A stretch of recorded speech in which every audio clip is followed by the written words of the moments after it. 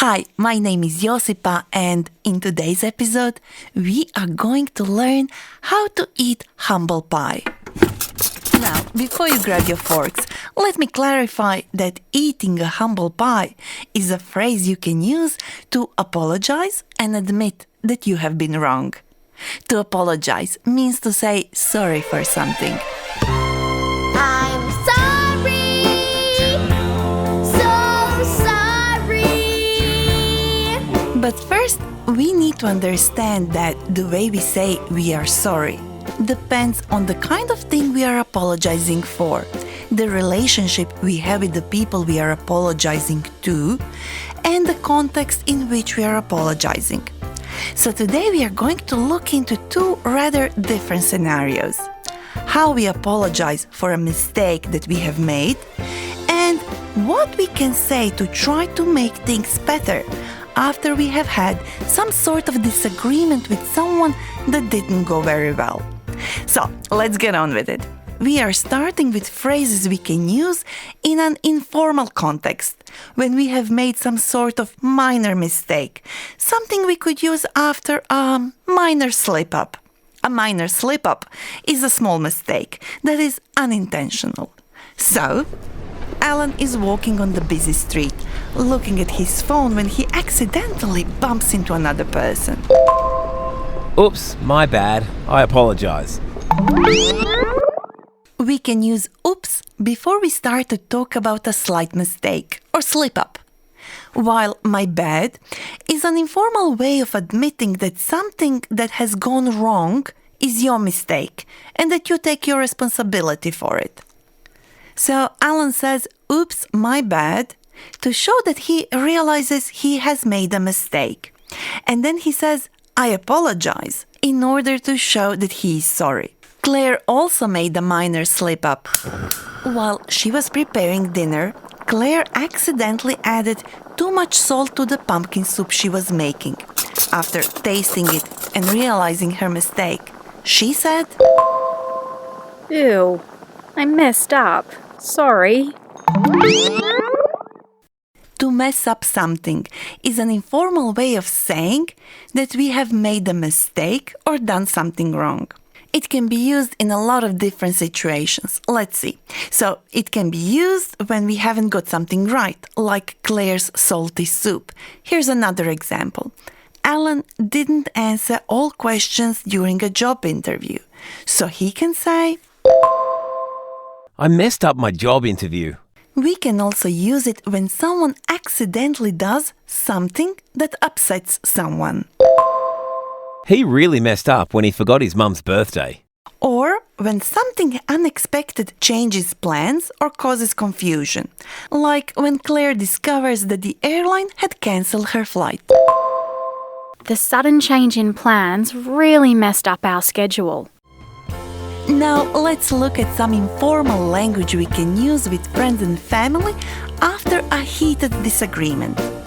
The first thing to remember is that just disagreeing with someone isn't necessarily bad. But if it gets too heated, intense, and becomes an argument, this can make people feel unhappy. So, if a disagreement becomes an argument and we say things we didn't mean to, then we may feel sorry afterwards and want to apologize. And maybe also say something to try to make the situation better. Let's hear how Claire and Alan do it. I'm sorry that we argued yesterday. I didn't mean to upset you. And I didn't mean for things to escalate. I'm so sorry. Alan and Claire are apologizing. They are saying sorry and trying to make each other feel better.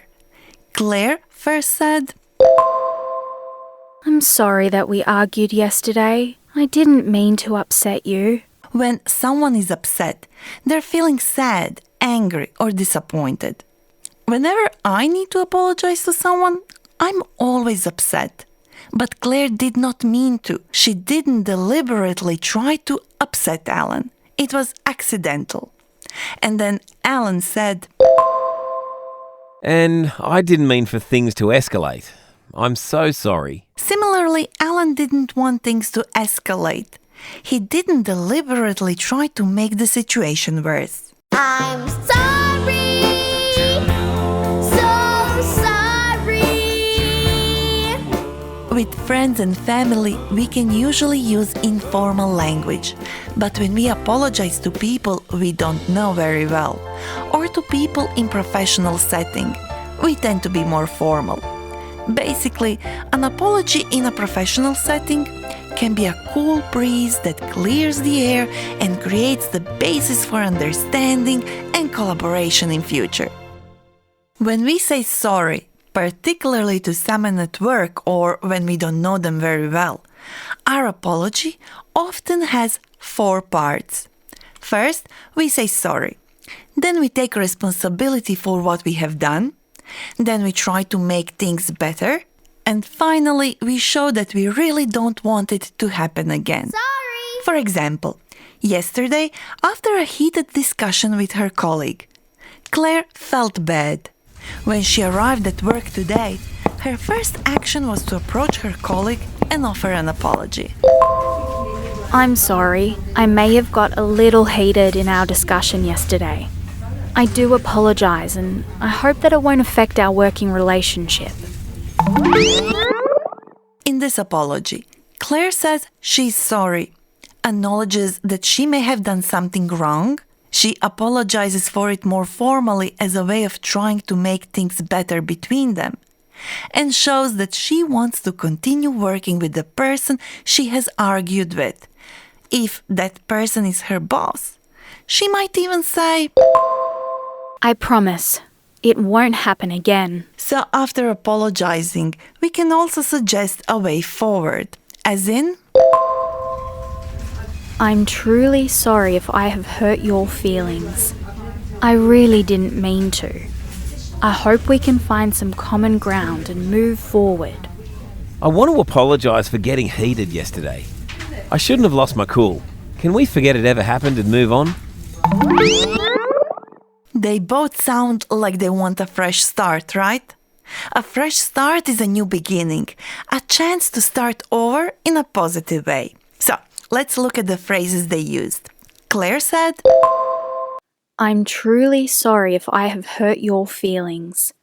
I really didn't mean to. I hope we can find some common ground and move forward. Claire wants to minimize further conflict. That is, she wants to avoid any further serious differences of opinion by trying to find a starting point for discussion that they can both agree on, some kind of common ground or shared understanding. In the same way, Alan said, I want to apologise for getting heated yesterday. I shouldn't have lost my cool. Can we forget it ever happened and move on? When someone says that a situation or a conversation is getting heated, it means that emotions and the atmosphere is becoming more intense and passionate. So Alan admits that he became heated, something that did not help to keep the discussion calm and professional. I shouldn't have lost my cool. I shouldn't have lost my cool is an expression you can use to acknowledge that you got too heated. I'm sorry.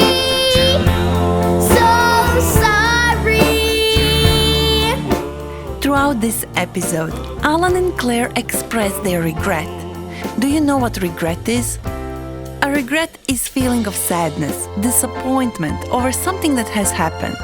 It is a sense of wishing that a past action, decision or event had been different or had not occurred at all. The word regret can also be used as a verb. And to regret something is to feel worry about something that you have done or that something has happened. Now, my plan was to introduce a guest, but I'm terribly sorry. I should have said something sooner, but I didn't invite anyone today. By the way, terribly sorry is an expression we use to show that we are very sorry and that we want to make things right. For example, I could say, I am terribly sorry for not inviting anyone. But wait, that doesn't mean we won't have an interesting chat with someone. After all, I work with people from all over the world in our newsroom at SBS Audio. And I am genuinely interested in exploring the differences in apology customs across cultures. So, let me just change my microphone. Okay, here we go. Okay, so now I just need to get out of my studio and go into the newsroom. Okay, so let me just reach them. Okay, so here I am in the newsroom. Let's see, who do we have here? Oh, I see Rajesh from Nepal and Yumi from Japan talking over there. Let me just reach them. Hi guys, can I ask you something? Yes, absolutely. I'm so interested in how do various cultures view the act of apologizing. In my culture, we are very direct and open about it. We try to take responsibility for our actions and kind of do something to make the relationship better. How about for you? For my culture, Japanese culture, I feel like we're apologizing all the time, constantly. I'm not sure if you know sumimasen in Japanese. It actually can mean sorry, thank you, excuse me, but we use this a lot. So I feel like we're apologizing constantly, whether someone's opening a lift for you or picked up something for you.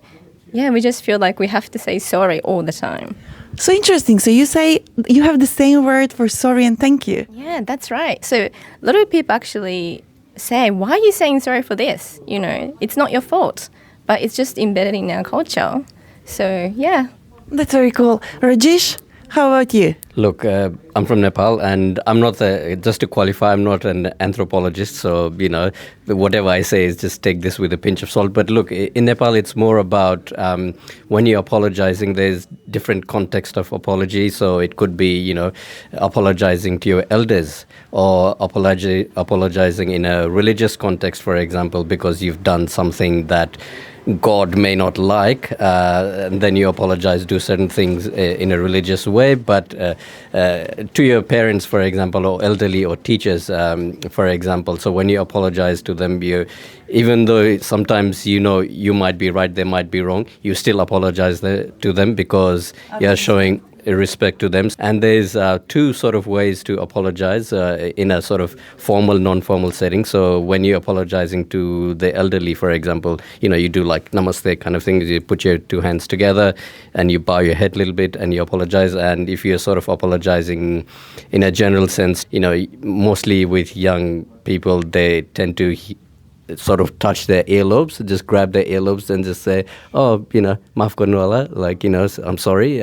So you sort of, you know, by the way the apology is made, whether someone grabs their earlobes or touches both their earlobes or, you know, holds two hands together, it sort of depends who they're apologizing to in that sense. Awesome. Thank you, guys. Thank you so much for your time. That's okay. Thank you. Okay, now I have to go back to the studio because we have to repeat the phrases we practiced in this episode. And I'm back in the studio. See if you remember the meaning before hearing the answer. What is a minor slip-up?